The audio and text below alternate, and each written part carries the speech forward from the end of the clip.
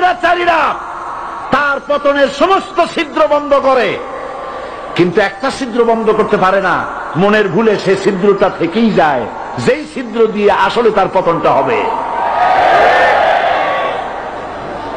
ক্ষমতায় গিয়ে মনে করে চিরকাল ক্ষমতায় থাকবো। ক্ষমতায় যারা থাকে ক্ষমতার মোহে চতুর্দিকে অন্ধকার দেখে, মনে করে আমার পতন আর হবে না। কিন্তু তোমাকে বুঝিবে যে গোকুলে বাড়ি শেষে গাড়ির চাকা সব সময় উপরে থাকে না। গাড়ির চাকা সব সময় উপরে থাকলে গাড়ি তো চলবেই না। গাড়ির চাকা ঘোরে বলেই তো গাড়ি চলে। সুতরাং এই উপরে তোমার চাকা উপরে এখন আছে বলে, তোমার দলের চাকা উপরে আছে বলে যারা মানুষের উপরে জুলুম করছো, আলেমদেরকে ধরতেছো, মুসল্লিদেরকে ধরে ধরে জেলে ঢুকাচ্ছ, সময় আসবে এমন ইন্দুরের গর্ত অপমানা পালাবার জন্য আবু জাহেলের গোষ্ঠী মনে করেছে সোজা আঙ্গুলে ঘি যখন উঠলো না, আঙ্গুল বাঁকা করতে হবে। শুরু হয়ে গেল অত্যাচার, শুরু হয়েছে না? হযরত সুমাইয়া রাদিয়াল্লাহু তাআলা আনহা কি নির্মম ভাবে, নিষ্ঠুর ভাবে তাকে শহীদ করা হলো। খাব্বাব, খুবাইব, হযরত খাব্বাব রাদিয়াল্লাহু তাআলা আনহুকে দেখে হযরত ওমর একদিন বলছিলেন, খাব্বাব তোমার পিঠে এত গর্ত কেন? এত গর্তওয়ালা পিঠ আর এত চিকুন কোমর আমি তো জীবনেও দেখিনি। হযরত খাব্বাব বলেছেন, ওমর জানো না, ইসলাম কবুল করার অপরাধে, কালেমা পড়ার অপরাধে কাফির বেঈমানেরা আমাকে মারধর করেছে। যখন আমি তাদের মারে কালেমা ছাড়ি নাই, তখন আগুন জ্বালায়া আগুনের আংটার উপরে, আংটা আগুনের উপরে আমাকে ঠিক করে শোয়ায়া, আমি যেন নড়াচড়া করতে না পারি সেজন্য আমার বুকের উপরে পাথর চাপা দিয়ে রেখেছে। আগুনে গোশত পুড়ে পুড়ে আগুন ভিতরে ঢুকেছে, গায়ের রক্ত আর চর্বি গলে গলে পড়ে আগুনগুলো নিবেছে। ওই পিঠে যে গর্ত হয়েছে আজও পর্যন্ত সেই গর্ত মিটে যায় নাই। হযরত খাব্বাব রাদিয়াল্লাহু তাআলা আনহু বলছেন, বুখারী শরীফে হাদিসে ভাবে এসেছে, ওয়ান খাব্বাব বিন আরিফ রাদিয়াল্লাহু তাআলা আনহু আন্নাহু قال شكونا إلى رسول الله صلى الله عليه وسلم وهو متوسد بردة له في ظل الكعبة।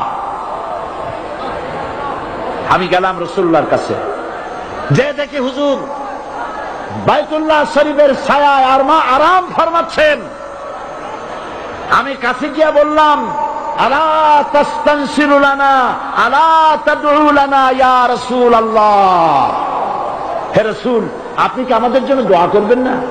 আপনি কি আমাদের জন্য আল্লাহর কাছে সাহায্য প্রার্থনা করবেন না? মার খেয়ে খেয়ে তো শেষ হয়ে গেলাম। শুনতেছেন আপনারা? আল্লাহর নবী উঠে বসলেন, বললেন, খাব্বাব শোনো,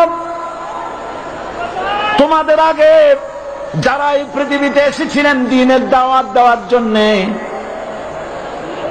সমকালীন রাষ্ট্র শক্তি তাদেরকে ধরত, ফায়ুখাযুর রাজুলু ফায়ুহফারু লাহু ফিল আরদ, তার জন্য তারে ধরে নিয়া মাটির মধ্যে গর্ত করত, ফায়ুজআলু ফিহা, এরপরে সেই গর্তের ভিতরে তাকে কোমর পর্যন্ত গেড়ে দিত। সুম্মা ইউতা বিল মানশার, এরপরে করাত আনা হতো, ফায়ুদাউ আলা রাসিহি, এরপরে করাতটা মাথার উপরে রাখা হতো, ফায়ুজআলু নিসফাইন, এরপরে করাত দিয়া চিরে চিরে দিত, মানুষটাকে দ্বিখণ্ডিত করে ফেলে দিত। মা ইয়াসুদ্দুহু যালিকা আন দীনি, এত কষ্ট দেওয়ার পরেও, এত জুলুম করার পরেও দ্বীনের দায়ীদেরকে এক চুল পরিমাণ আল্লাহর রাস্তা থেকে তারা সরাই দিতে পারে নাই। ওয়াল্লাহি, ও খাব্বাব, আমি আমার আল্লাহর নামে কসম করি। মুসলমান কে কসম করতেছে? আল্লাহ রাসূল। আমি আমার আল্লাহর নামে কসম করি, ওয়াল্লাহি লা ইউতাম্মান্নাল্লাহু হাযাল আমর হাত্তা ইয়াসিরুর রাকিবু মিন সানা ইলা হাযরামাউত।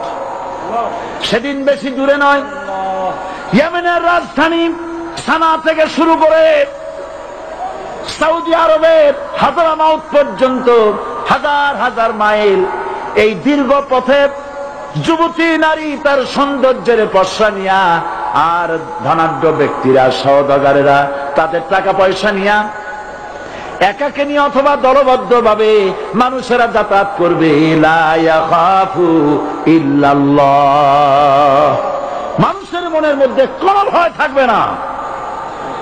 এমন একটা সময় আসবে ওয়ালাকিন্নাকুম তাস্তাজিলুন, অথচ তোমরা বড্ড তাড়াহুড়ো করছো। তাড়াহুড়ো করো না, অপেক্ষা করো, ধৈর্য ধরো, মার খাও, জেলে যাও, শহীদ হও, আল্লাহর রাজ কায়েম হবেই হবে।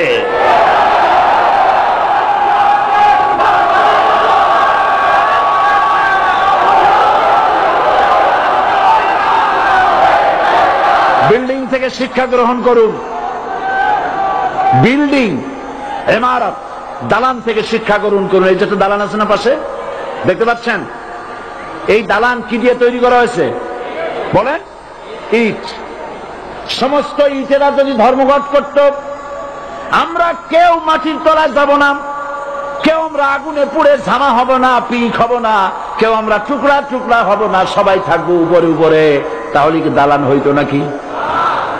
এই বিল্ডিং নির্মাণ করতে গিয়া ইটের যে স্যাক্রিফাইস, হাজার হাজার ইটকে পিক হতে হয়েছে, পুড়ে যেতে হয়েছে, খোয়া হতে হয়েছে, ভেঙে টুকরা টুকরা হয়ে 50 ফিট মাটির নিচে যেতে হয়েছে, তারপরে ইমারত গঠন হয়েছে, সুন্দর দালান তৈরি হয়েছে।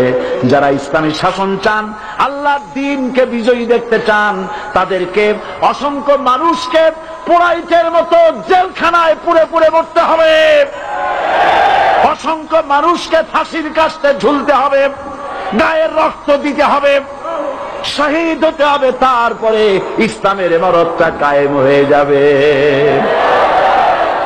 শায়ের কবি কি সুন্দর করে বলছেন, কবি সুন্দর করে বলছেন, ये शहादत गाहे उल्फत में कदम रखना, ये शहादत गाहे उल्फत में कदम रखना, लोग समझते हैं आसान है मुसलमान होना।